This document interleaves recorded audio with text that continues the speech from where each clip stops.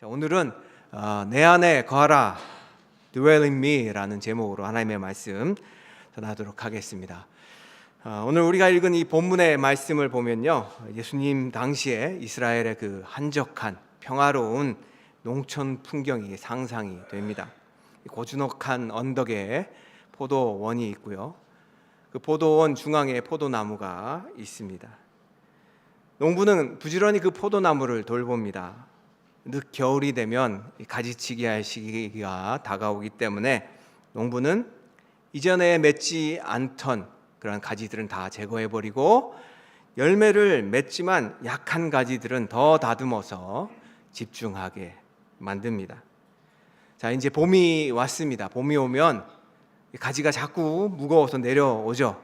그럼 그 가지를 다시 올려주고 가지가 열매를 맺기 시작하면 속 고르는 작업을 합니다. 여러 열매가 나오거든요. 그 중에 하나만 딱 남기는 것이죠. 그걸 속 고른다고 하는데요. 그래야지 열매가, 포도송이가 탱글하게 잘 자라날 수가 있습니다. 제가 어떻게 하냐면, 저도 대학생 때 농화를 하면서 포도밭에 가지고 속 고르는 작업을 많이 했거든요. 어떤 농부는 포도원 밭에, 이 밑바닥에 은박지를 깔아요. 그러면 빛이 반사돼 가지고 이 포도 열매가 위에서만 햇빛이 비춰지는 게 아니라 밑에 이렇게 반사되는 은박지를 통해서 반사되는 빛이 포도 열매의 그 밑부분까지도 잘 익도록 그렇게 한다는 것이죠. 특산품 포도가 맺히도록 하는 것입니다. 따라서 포도 열매는 농부의 정성이 가득 들어있는 결실입니다. 자, 이렇게 포도 열매가 주렁주렁 달려있는 이 포도원의 이미지가 얼마나 아름답습니까? 상상만 해도 참 아름답다 생각이 들지 않으십니까? 그런데 오늘 본문의 이 포도나무 비유는 그러한 이스라엘의 전원 풍경을 설명해 주려고 말씀하신 것이 아닙니다. 이 비유는 예수님께 연결되어 있는 성도와 교회의 모습을 설명해 주시려고 드신 비유입니다. 우리 1절을 보면 1절에는 예수님께서 자신을 가리켜서 나는 참 포도나무다 라고 하십니다.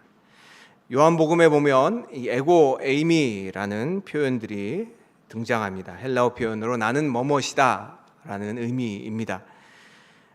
이 표현은 출애굽기 3장에 하나님께서 모세에게 나타나셔서 스스로를 계시해 주실 때 쓰셨던 용법입니다. 다시 말해서 예수님은 이 표현들을 통해서 예수님 자신이 누구라는 것을 증명하고 계시죠. 하나님이시다라는 것을 증명하시는 표현이 바로 에고 에이미입니다. 그런데 이 표현이 요한복음에는 7번 등장을 하거든요. 그 중에서 나는 포도나무다는 마지막에 속하는 표현입니다. 예수님은 자신을 참 포도나무라고 말씀하십니다. 이 참이라는 표현을 통해서 우리는 비교 대상이 존재한다는 것을 알 수가 있죠. 구약에 보면 이스라엘을 주로 포도나무에 비유했습니다. 그런데 그 이스라엘은 실패한 포도나무였습니다. 이사야 5장에 보면 하나님께서 극상품 포도를 기대했는데 들포도 열매를 맺는다고 말씀하십니다. 예레미야서 2장 21절에는 내가 너를 순전한 참종자 곧 귀한 포도나무로 심었거늘 내가 어찌하여 내게 대하여 이방 포도나무에 악한 가지가 되었느냐라고 한탄하십니다. 자, 그에 반해서 예수님은 이 땅에 오신 참 포도나무이십니다. 그리고 그 가지인 그분께 붙어 있는 교회는 참된 영적 이스라엘 됩니다. 자, 그렇다면 농부이신 아버지는 농부라고 하셨잖아요. 농부이신 하나님 아버지께서 포도나무에게 바라시는 건 무엇일까요? 우리 한번 2절 다 같이 읽어볼까요? 2절입니다. 시작. 내게 붙어 있으면서도 열매를 맺지 못하는 가지는 아버지께서 다 잘라버리시고 열매를 맺는 가지는 더 많은 열매를 맺게 하시려고 손질하신다. 자, 하나님 아버지께서 바라시는 거는 열매입니다. 특별히 좋고 풍성한 열매입니다. 그래서 열매 맺는 가지는 더 열매 맺게 하려고 깨끗하게 하십니다. 그리고는 3절에 보니까 우리를 향해 예수님의 말씀으로 이미 깨끗하게 되었다라고 하십니다. 우리 교회 예수 그리스도를 믿는 성도들은 복음으로 이미 깨끗하게 되었습니다. 복음의 말씀으로, 그 복음을 믿고 영접한 자들은 예수 그리스도의 말씀으로 깨끗하게 된 자들이죠. 그렇다면 우리는 열매 맺는 존재들일까요? 열매 맺지 못하는 존재들일까요? 예, 열매 맺는 존재라는 것입니다. 4절에 그렇게 열매 맺는 우리를 향해서 예수님이 뭐라고 얘기하셨나요? 4절입니다. 시작. 내 안에 머물러 있어라. 그리하면 나도 너희 안에 머물러 있겠다. 여기까지입니다. 예, 내 안에 머물러 있으라 라고 명하십니다. 여러분, 이 명령이 오늘 본문 전체에서 예수님이 우리에게 바라시는 단 한 가지 명령이라고 해도 과언이 아닙니다. 자, 이렇게 말씀을 드리면 목사님 아닌 것 같은데 오늘 본문에 보면 여러 가지 예수님이 바라시는 그러한 명령들이 나오는 것 같은데요. 열매도 맺어야 될 것 같고 사랑도 해야 될 것 같고 계명도 지켜야 될 것 같은데 왜 우리에게 바라시는 것이 내 안에 머물러 있으라 라는 명령뿐이라고 말씀하시는 걸까요? 라고 반문하실 분들도 계실지 모르겠습니다. 제가 왜 그런지, 왜 머물러 있으라는 명령이 유일한 명령인지 그걸 알기 위해서 우리는 머물러 있으라는 명령 이외에 우리가 볼 때 예수님께서 우리에게 바라시는 것들이라고 여겨지는 것들을 한번 먼저 살펴보도록 하겠습니다.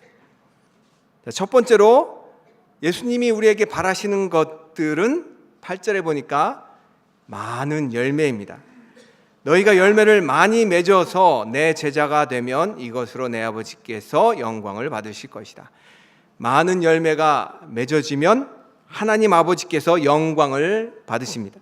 그리고 우리는 예수님의 제자가 됩니다. 우리가 예수님의 제자가 아니기 때문에 열매를 맺으면 제자가 된다라는 표현을 하셨을까요? 그런 의미가 아닙니다. 우리는 이미 예수님의 제자죠. 예수 그리스도를 믿는 즉시 우리는 예수 그리스도의 제자입니다. 그런데 여기서 우리가 제자가 된다라는 이 표현은 우리가 더욱 제자답게 될 것이다 라는 말씀입니다. 따라서 우리가 열매는 우리의 정체성과 맞닿아 있습니다. 열매는 우리가 누구인지 드러내 준다는 것입니다. 자, 그렇다면 열매가 무엇일까요? 많은 성경학자들은 다양하게 이야기를 합니다. 혹자는 새로운 가족, 새롭게 믿는 사람들이 열매이다. 또 어떤 분은 아니야, 성령의 9가지 열매가 열매야. 또 다른 이는 여기 보면 사랑이 열매 아니겠어? 사랑이 열매야 라고 말씀하십니다. 자, 여러분은 무엇이 열매인 것 같습니까? 자, 제가 누구를 시킬까 이렇게 여러분들은 무엇이 열매 같아 보이십니까? 예, 우리 오석 집사님, 예, 여기서 웃고 계신데 오석 집사님 답을 아실 것 같아요. 오석 집사님 열매가 뭘까요? 사랑의 결과물. 와, 역시 오석 집사님 제가 1부 때 답을 알려드렸거든요. 그래서 2부 때는 꼭 시켜달라고 말씀하시더라고요. 예, 맞습니다. 사랑의 결과물이 바로 열매인 것이죠. 자, 왜냐하면 예수님이 바라시는 것은 우리가 서로 사랑하는 것인데 여러분 본문을 자세히 살펴보면 사랑 역시도 열매 맺기 위한 조건에 속합니다. 자, 그렇다면 이 사랑의 열매에 거의 가까운데 열매 맺기 전 단계죠. 그러니까 열매 맺기 전 단계의 꽃과 같은 것입니다. 적절한 예화일 것 같은데 여러분 꽃이 피고 난 다음에 그 자리에 무엇이 맺히죠? 열매가 맺힙니다. 마찬가지로 사랑이라는 꽃이 핀 자리에 맺혀지는 것들이 바로 열매인 것이죠. 따라서 열매는 사랑으로 인해 맺혀지게 되는 모든 결과물, 그것이 새 가족이 될 수도 있고요, 성령의 9가지 열매가 될 수도 있고요, 또 뭐 꽃이나 열매나 같으니까 사랑이 될 수도 있죠.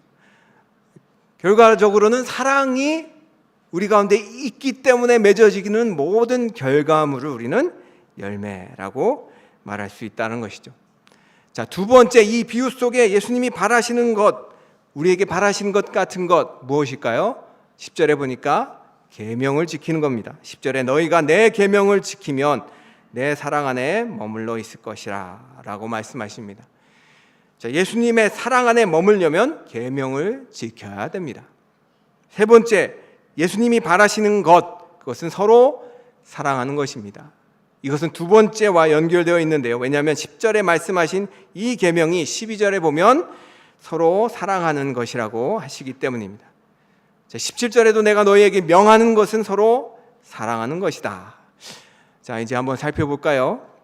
예수님께서 명령하신 서로 사랑하라는 이 계명을 지키면 우리는 예수님의 사랑 안에 거할 수 있고, 그렇게 예수님 사랑 안에 머물면 열매를 많이 맺게 됩니다. 자, 이것이 오늘 본문을 정리한 핵심 메시지 같아 보입니다. 그렇죠? 아, 이렇게만 하면 되겠네. 그런데 이렇게 결론을 내리신다면 문제가 발생합니다. 목사님, 전혀 문제 없어 보이는데요. 뭐 당연한 거 아니겠어요? 예수님 명하신 대로 서로 사랑하는 계명을 내가 열심히 지키면 예수님 사랑 안에 내가 거할 수 있게 되고, 그럼 내가 열심히 그 사랑 안에 거해서 열매를 맺는 거 아니겠습니까? 서로 사랑하라고 했으니 열심히 사랑하고, 계명을 지키라고 했으니 열심히 계명을 지키고, 그래서 마치 내가 열매 맺는 것 같이 보이는 것, 내가 제자답게 보이는 것, 그것이 무엇이 문제일까요? 그런데 D.L. 무디와 함께 1900년대 초에 미국의 부흥운동을 이끌었던 R.A. 토레인 목사님께서는 평범한 속의 권능이라는 책에서 이렇게 얘기를 하십니다.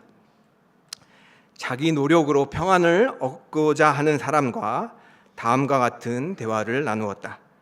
대화 내용이에요. 당신의 종교는 네 글자이지만 내 종교는 두 글자입니다. 그가 물어보았다. 왜 그런가요, 목사님?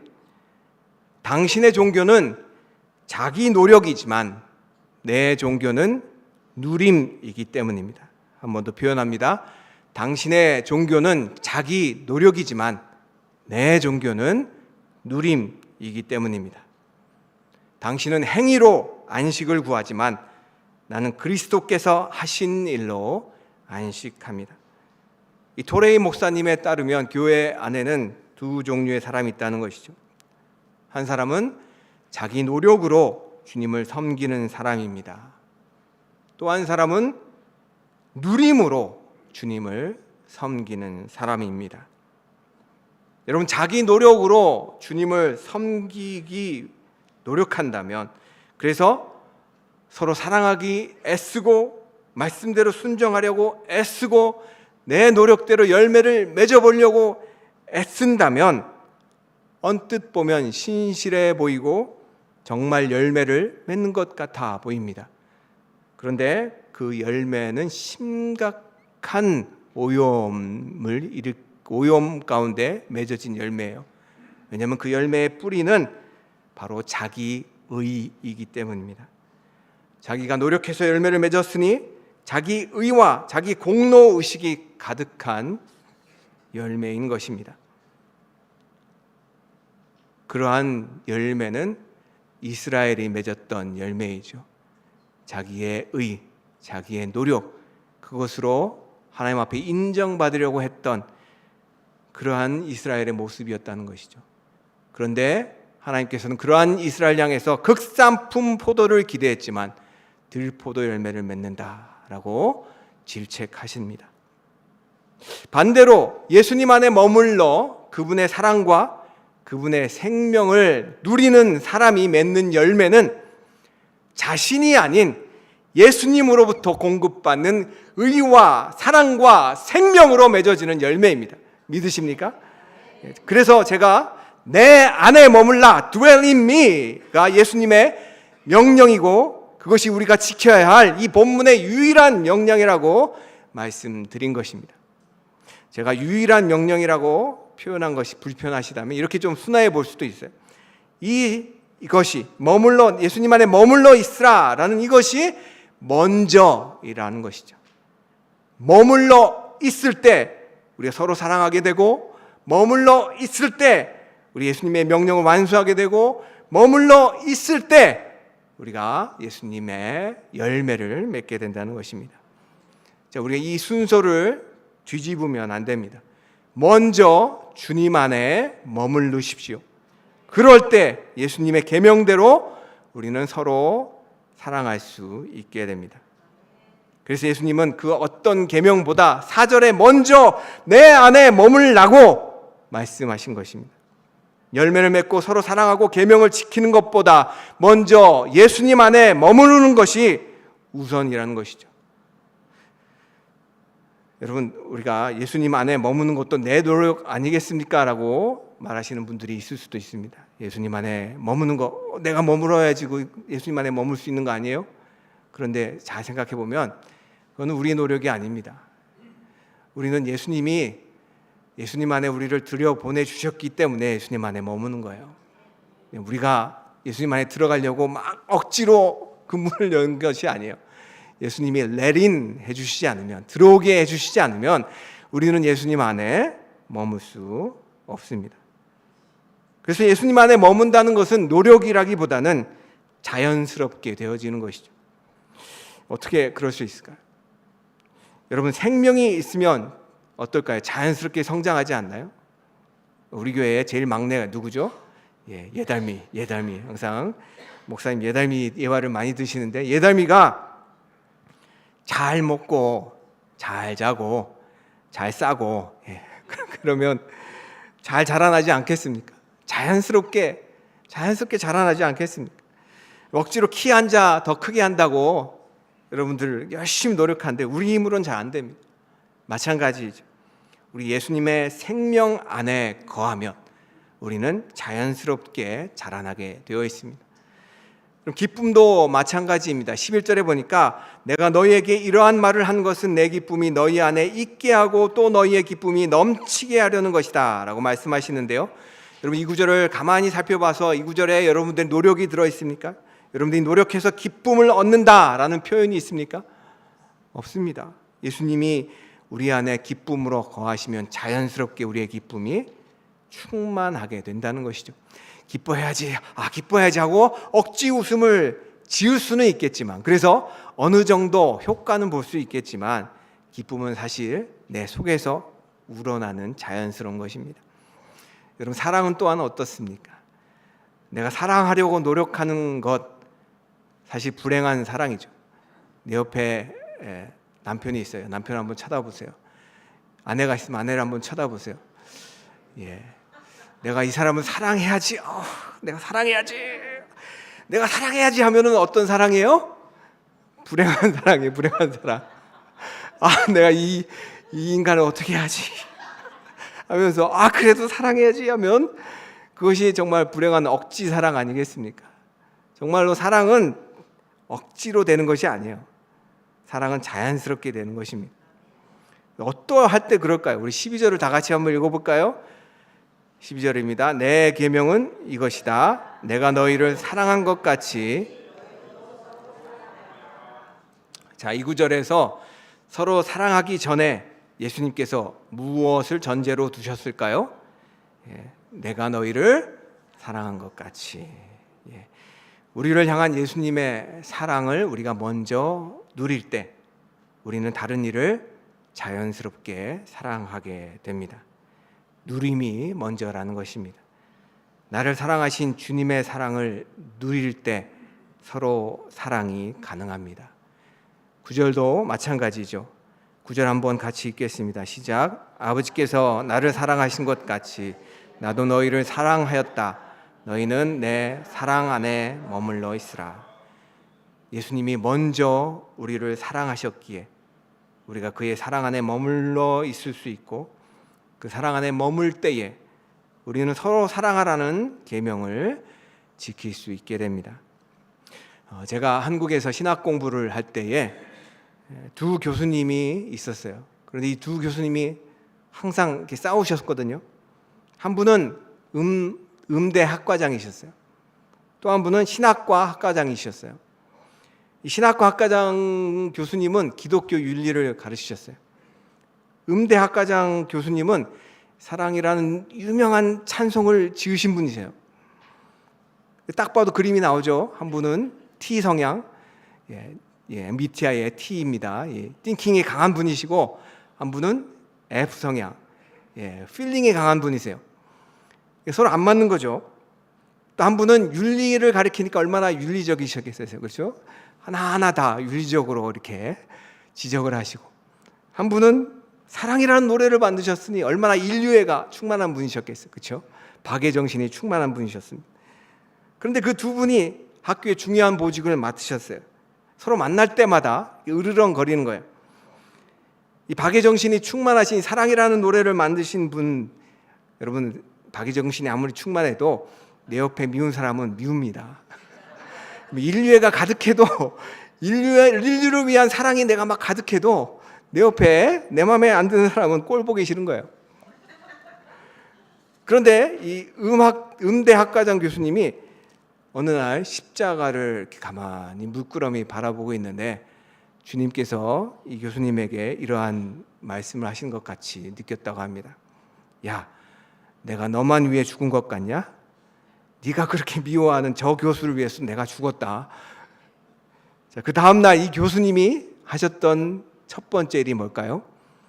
전화를 걸어서 그 교수님한테 용서를 구했다는 것입니다. 사랑하는 성도 여러분, 우리가 사랑은 억지 노력이 아니에요. 우리가 억지로 사랑한다고 해서 사랑할 수가 없어요. 그러나 주님 안에 거할 때 우리의 사랑이 자연스럽게 이루어질 것입니다. 자, 그래서 우리가 해야 될 첫 번째 임무, 첫 번째 명령의 말씀, 예수님 안에 머무는 것입니다. 혹시나 예수님 안에 머무는 것을 자꾸 이건 내 노력 아니야? 내가 예수님 안에 머무는 거 내가 좀 할 수 있을 것 같은데 라고 하신다면 16절 앞부분만 우리 함께 읽어보도록 하겠습니다. 16절 앞부분 시작. 너희가 나를 택한 것이 아니라 내가 너희를 택하여 세운 것이다. 거기까지요. 우리가 예수님을 택한 것이 아니라 예수님이 우리를 택하여 세우셨다. 예수님이 우리를 안으로 들어오게 하셨다는 것입니다. 그래서 우리가 열매를 맺게 되는 것입니다. 예수님이 우리를 그분의 안으로 들어보내셨다는 것은 그분과 우리를 하나 되게 하신다는 것이에요. 그것은 그분의 것이 우리의 것이 된다는 것이에요. 그분이 우리에게 모든 것을 다 공급해 주신다는 것이에요. 우리가 열매 맺도록 그분의 모든 관심이 우리가 열매 맺는 것에 관심을 가지시기 때문에 우리에게 그분의 모든 것으로 공급해 주신다는 것입니다. 그래서 우리는 그분의 풍성한 열매를 맺게 된다는 것이에요. 우리가 할 것은 그분 안에 머물러 있어 그분의 생명과 그분의 사랑과 그분의 은혜와 그분의 약속을 내 것으로 뭐 하는 거라고요? 누리는 겁니다. 누림. 그래서 예수님 안에 머문다는 것, 그것은 예수님이 나의 유일한 공급자이시다. 예수님이 내 생명의 유일한 공급자이시다라는 것을 인정하는 것과 같습니다. 예수님이 4절에 내 안에 머물러 있으라 라고 말씀하시고는 4절과 5절과 6절에는 거의 비슷한 얘기들을 쭉 하시거든요. 4절 후반부에 보면 너희가 내 안에 있지 아니하면 스스로 열매를 맺을 수 없다라고 말씀하십니다. 5절에는 나를 떠나서는 너희가 아무것도 할 수 없다라고 말씀하십니다. 6절에는 나를 떠난 자는 쓸모없는 가지처럼 될 뿐이다라고 강조하십니다. 이 말을 이 세 구절을 하나로 합치면 다시 말해서 예수님 안에 거한다는 것은 예수님만이 내 생명의 공급자이심을 인정하는 것과 같다는 말입니다.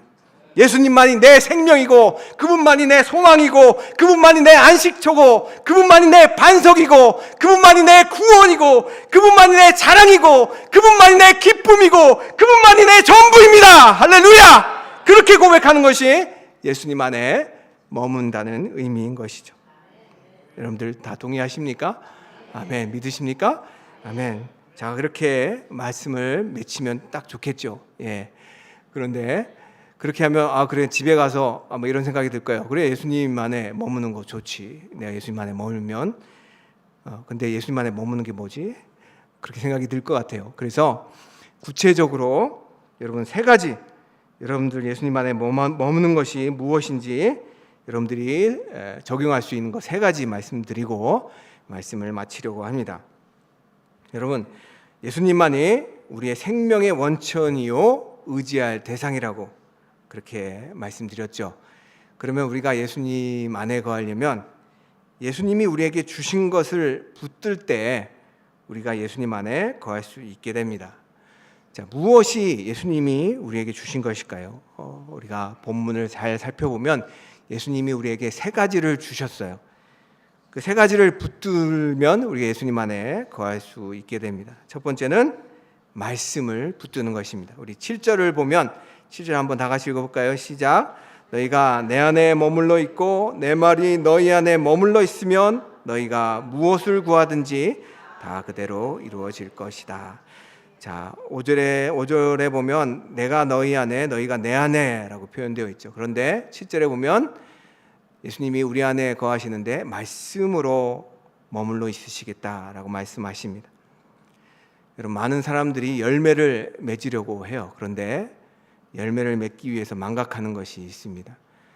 예수님께서 좋은 밭 비유를 드시면서 30배, 60배, 100배 열매를 맺는 밭에 뿌려지는 씨앗을 무엇이라고 하셨나요?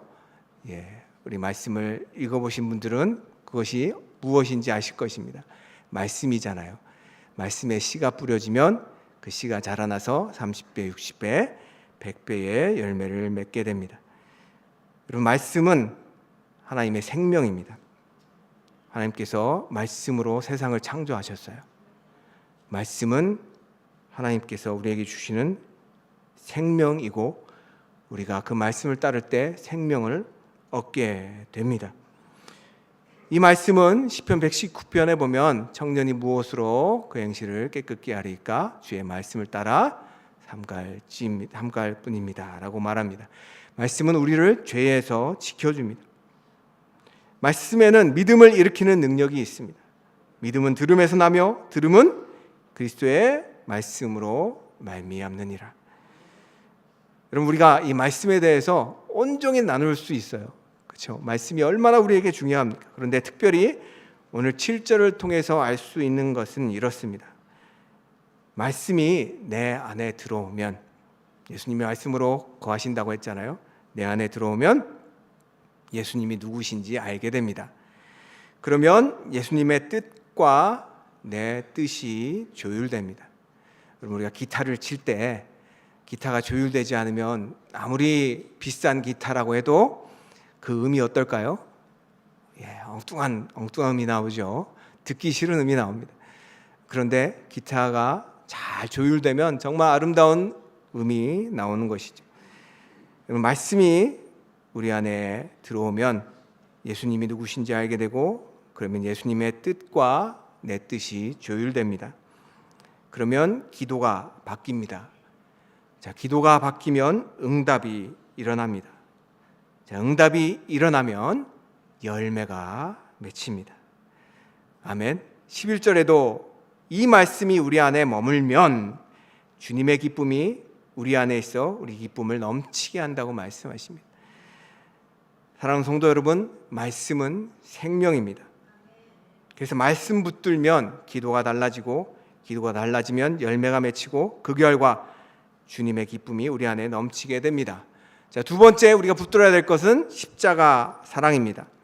예수님은 말씀만 주신 게 아니에요. 오늘 본문을 읽어보면 말씀과 함께 사랑을 주십니다.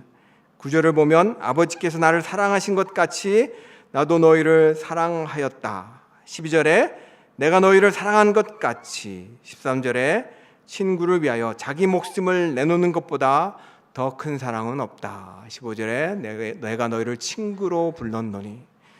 예수님은 우리에게 사랑을 주셨습니다. 그런데요, 예수님의 사랑을 가장 잘 보여주는 본보기가 무엇일까요? 십자가입니다. 자, 우리가 십자가 사랑을 붙들 때 내가 아니라 주님의 은혜를 보게 됩니다. 십자가 앞에서 나는 사라지고 주님이 크게 된다는 것이죠. 그러면 겸손해지게 됩니다. 우리가 이제 고난주간이 다가오는데요, 십자가에 대한 고전으로 평가받는 책이 있습니다. 존 스토트 목사님의 그리스도의 십자가, The Cross of Christ라는 책입니다. 여러분들 읽어보시면 정말 좋을 것 같아요. 저 사실 안 읽었습니다. 예. 저도 읽어보려고 생각 중입니다. 그런데 존 스토트 목사님이 위대한 신학자거든요. 복음주의 계열의 정말 가장 뛰어난 신학자였음에도 불구하고 주변의 사람들이 이 목사님을 볼 때 굉장히 겸손했다라는 평가를 내립니다. 왜 그럴까요? 그 이유는 그분이 십자가를 묵상하고 십자가를 붙들었기 때문입니다. 여러분, 우리가 십자가를 붙들면 겸손해집니다. 또한 십자가는 우리 주님과 우리가 연합하는 가장 중요한 자리입니다. 오늘 성가대가 저랑 이렇게 논의를 한 것도 아닌데 갈라디아서 2장 20절 말씀으로 찬양을 불렀습니다. 근데 갈라디아서 2장 20절에 보면은 내가 그리스도와 함께 십자가에 못 박혔나니 그런즉 이제는 내가 사는 것이 아니 오직 내 안에 그리스도께서 사시는 것이라고 말합니다. 십자가에서 나는 죽고 예수님이 사셨습니다. 십자가는 내가 주님과 연합된 바로 그 자리입니다. 십자가에서 보여주신 그 한없는 사랑은 마치 용광로와 같습니다. 저는 십자가를 생각하면 제 어머니께서 해주셨던 이야기를 항상 떠올리곤 하는데요. 저희 어머니는 코로나 전에 돌아가셨습니다. 한 번은 아버지를 어렵게 하는 분들을 보시면서 어머니께서 마음속에 미움이 싹 텄던 것 같습니다. 어머니가 사모였거든요. 사모가 마음에 미움이 있으니 얼마나 괴로우시겠어요. 그래서 기도 가운데, 눈물로 기도하는 가운데 기도 중에 십자가가 눈앞에 보이다라는 것이죠. 그리고 십자가 밑에 용광로가 이렇게 달려 있더래요. 그런데 그 모든 더러운 그 아주 보기에도 끔찍한 그 죄들이 그 용광로로 다 빨려 들어가서 다 불타 없어져 버리다는 것이죠. 그 환상을 이야기해 주시면서 예수님께서 제게 예수님이 아니라 어머니께서 제게 한마디를 하셨습니다. 얘야, 예수님의 십자가 앞에서 용서받지 못할 사람은 없단다. 그때부터인가요? 어머니의 얼굴이 좀 편안해지셨던 것 같습니다. 사랑하는 엠마오 성도 여러분, 우리가 십자가를 붙잡을 때 우리는 나 자신을 용서해 주신 주님의 용광로 같은 사랑을 경험하게 됩니다. 그러면 그 사랑으로 다른 이들을 용서할 수 있게 되는 것이죠. 그리고 그렇게 관계의 용서가 이루어진 곳을 우리는 천국이라고 부릅니다. 카라마조프 형제에 보면 지옥을 서로 사랑하지 않는 곳으로 묘사합니다. 서로가 서로를 향해서 지적질하는 곳이 지옥이라고 표현한다는 것이죠. 그러나 우리가 십자가의 사랑을 붙들어서 주님 안에 머물면 우리의 삶이 천국이 된다는 것이죠. 자, 마지막으로 우리가 붙들어야 될 것이 있습니다. 바로 사명입니다. 16절에 보면 예수님께서 우리에게 가서 열매 맺는 사명을 주셨습니다. 우리 이제 16절 한번 다 같이 읽겠습니다. 시작. 너희가 나를 택한 것이 아니라 내가 너희를 택하여 세운 것이다. 그것은 너희가 가서 열매를 맺어 그 열매가 언제나 남아있게 하려는 것이다. 그리하여 너희가 내 이름으로 아버지께 구하는 것은 무엇이든지 다 받게 하려는 것이다. 자, 예수님께서 우리를 택하셨어요. 택하셔서 가서 열매를 맺으라고 말씀하십니다. 가서 열매 맺는 사명을 우리에게 주셨다는 것이죠. 여러분, 사명 없는 인생은 살아있지만 사실 죽은 것과 마찬가지입니다. 의미 없는 삶, 목적 없는 인생은 거진 죽은 인생이나 마찬가지죠. 그러나 주님이 주신 사명을 가진 사람은 그 안에 생기 넘치는 삶을 살게 됩니다. 그래서 우리는 예수님께서 우리에게 사명을 주셨다는 것이 너무나 중요하고 그 사명을 붙들어야 된다는 것이죠. 그런데요, 여러분, 사명을 감당하려면 무엇을 해야 될까요? 사명을 감당하려면 우리 여기 해군사관학교 학생들이 많은데 여러분들 사명 감당하려면 뭘 해야 되나요? 자, 누가 일어나서 한번 크게 사명 감당하려면 무엇 해야 되나요? 여러분들이 항공모함에 탔어요. 그런데 사명 감당하려면 여러분들이 가지고 있는 매뉴얼대로 해야죠. 그렇죠? 상관의 지시대로 따라야 되지 않겠습니까? 나 그런 거 모르겠고 항공모함에 가서 여러분 열심히 낚시나 하면 그게 뭘까요? 아무 의미가 없죠. 사명 감당하려면 순종해야 됩니다. 16절 앞 2절 14절과 15절을 보면 그 얘기를 하고 계세요. 14절에 보면 내가 너희에게 명한 것을 너희가 행하면 너희는 나의 친구라 라고 말씀하십니다. 우리가 14절만 따로 놓고 보면 친구가 될 수 있는 조건을 이야기하시는 것 같아요. 왜냐하면 예수님이 친구를 위해서 자기 목숨을 버리셨거든요. 내 말대로 하면 넌 친구야, 내 말대로 하지 않으면 넌 친구가 아니야 라고 그렇게 말씀하신 것 같습니다. 그런데 성경은 앞뒤 문맥을 같이 봐야 되거든요. 15절에 보니까 이미 우리를 친구라고 부르셨어요. 영어 성경에 보면 현재 완료형으로 됐어요. 예수님이 우리를 구원하신 그 순간부터 지금까지 너희를 친구라고 부르지 않은 적이 없다는 것이에요. 친구로 우리를 이미 부르셨다는 것입니다.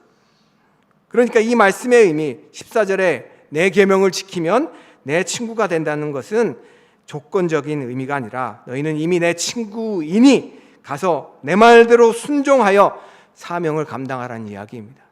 항공모함에 탔으면 그 항공모함의 선언처럼 매뉴얼대로 상사의 명령대로 순종할 때 사명이 이루어진다는 것입니다. 그렇게 주님 주신 사명을 붙들고 명령대로 순종할 때 우리는 주님의 생명을 마음껏 누리게 됩니다. 자, 3가지를 말씀드렸습니다. 주님 안에 거하기 위해서 붙들어야 될 것 3가지. 첫째 뭘까요? 말씀. 2번째 십자가. 3번째 사명 붙들어야 됩니다. 아멘. 자, 그런데 재미난 거 이 3가지를 붙들고 예수님 안에 거하면 특별한 현상이 일어납니다. 자, 어떤 현상이 일어날까요? 어떤 현상이 일어날까요? 열매가 맺어집니다. 할렐루야. 열매가 맺어집니다.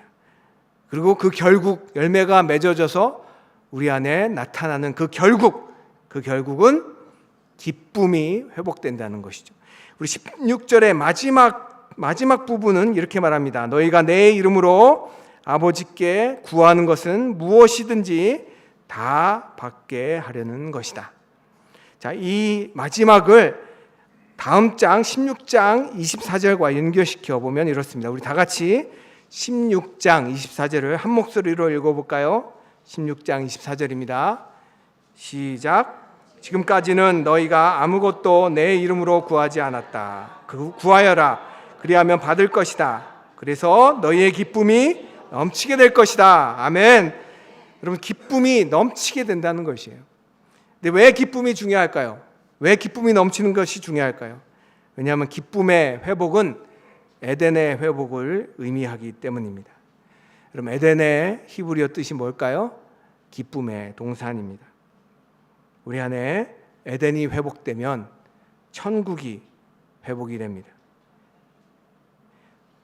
오늘 본문의 15장 17절도 마찬가지죠. 예수님께서 포도나무 비유의 마지막을 말씀하시면서 내가 너희에게 명하는 것, 그것은 이것이다. 너희로 서로 사랑하게 하는 것이다. 여러분, 서로 사랑하는 공동체가 천국 아닙니까? 예수님 안에 거하면, 그래서 말씀 붙들고 십자가 붙들고 사명 붙들면 예수님이 그곳을 천국으로 만들어 주시겠다는 말씀입니다. 자, 말씀의 결론을 맺겠습니다. 예수님의 열매는 우리 노력으로 맺어지지 않습니다. 그것은 우리가 예수님 안에 거할 때, 그 생명을 누릴 때 자연스럽게 이루어집니다. 자, 예수님 안에 거하는 것 3가지, 말씀 붙들고 십자가 붙들고 사명 붙드십시오. 그리고 하나님이 부르신 것, 그것이 여러분들의 일터이고 여러분들의 가정이고 여러분들의 교회이고 여러분들의 삶 속에서 만나는 사람들일 텐데, 그 삶의 자리가 기쁨의 동산 천국으로 주님께서 바꿔주실 것입니다. 이 시간 함께 기도하실 텐데요, 한번 이렇게 기도했으면 좋겠습니다. 하나님, 그렇습니다. 주님만이 내 생명이십니다. 주님만이 내 소망이십니다. 주님만이 내 기쁨이십니다. 주님을 떠나서는 내가 아무것도 할 수 없습니다. 주님 안에 머물기 원합니다. 말씀 붙들고 십자가 붙들고 사명 붙들고 주님 안에 머물게 하여 주시옵소서.